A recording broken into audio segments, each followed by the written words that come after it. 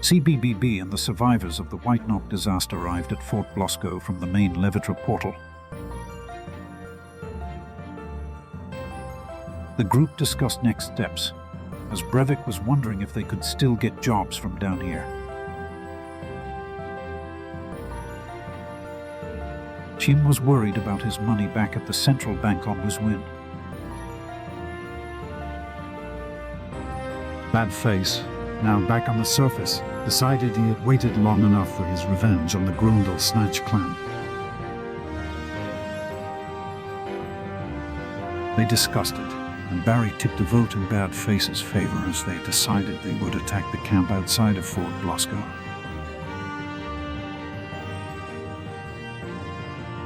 Commander Arden explained that she couldn't spare any resources for the attack, but wished them luck.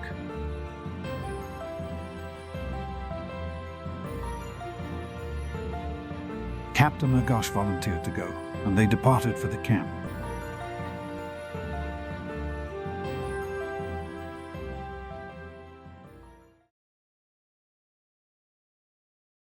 Fraught Fraternities.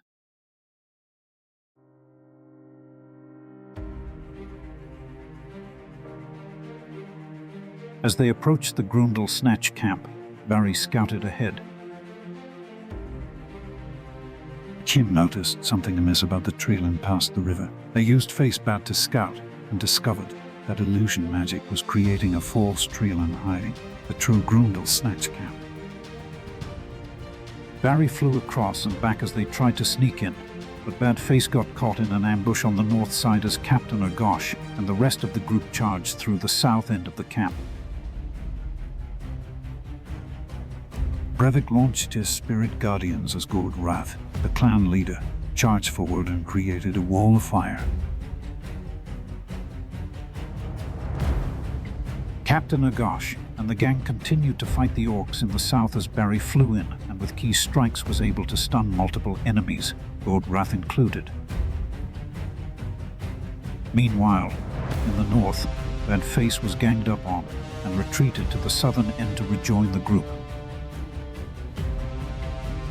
As they approached, Gord Wrath commanded a towering demonic minotaur to attack. As the orcs gave chase, Kim summoned otherworldly tentacles that wrapped up several orcs, including the chieftain and the demonic minotaur at their disposal. While trapped, the demon minotaur cast an aura of fear that shocked and terrified Brevik and Barry.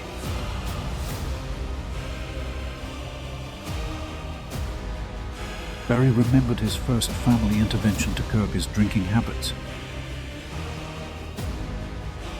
Brevik recalled a time when his big brother Merrick saved him from being jumped in an alley by a gang of kids, except in this memory, Merrick wasn't there. After they recovered and got back in the fight, Tim had to flee outside the Vale as an assassin orc snuck up on him. Barry provided backup to enable Tim to maintain his tentacle trap. As the fight continued, Gord Wrath appeared severely wounded. Just as the demonic minotaur finally freed itself from the tentacles, it squared up against Brevik. With the beast close by, he was able to identify several key scars and birthmarks that told him the impossible. This monster, somehow, was his big brother Merrick. Agash was being ganged up on and cast armor of Ogathis, which dealt serious damage to Gord Wrath as he struck him, removing his shield of faith. Barry took down Gord Wrath but was struck down by one of the orcs. Brevik and Agash continued to fight a weary Merrick as he flew in a fiery torpedo motion through several friends and foes. Brevik noticed that after Gord Wrath went down, Merrick's eyes lost their blackness and he shifted to attacking randomly. One of the Orog orcs was struck by his flaming axes. As Brevik and the gang strode towards a weakened Merrick, Brevik plowed his hammer into Gord Wrath's skull, which erupted in fire. Barry was able to safely knock Merrick unconscious, as the rest of the orcs fled the camp.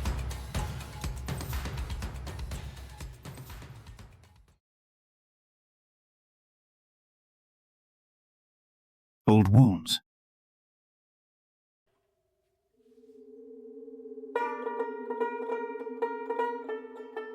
They began to tie up Merrick as Tiz used a diminution potion on him to shrink him a little bit.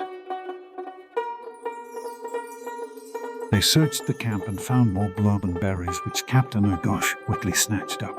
They also found Frasterium shards and one cluster of purple shards.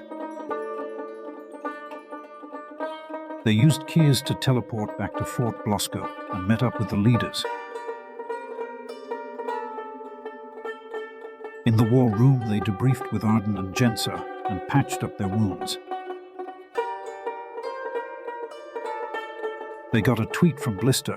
His base, Arkenvale, was under attack. So they planned out their attack with the group, and Jensa and Kiz would go with them.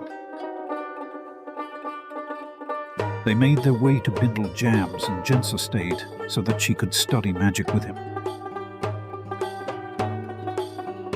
Bindle Jam moved the Mysterium shards around people's weapons before they took off. He took one of the MLO guns and modded it for Kiz. The gang teleported to Harkenvale to figure out what was going on with Blister.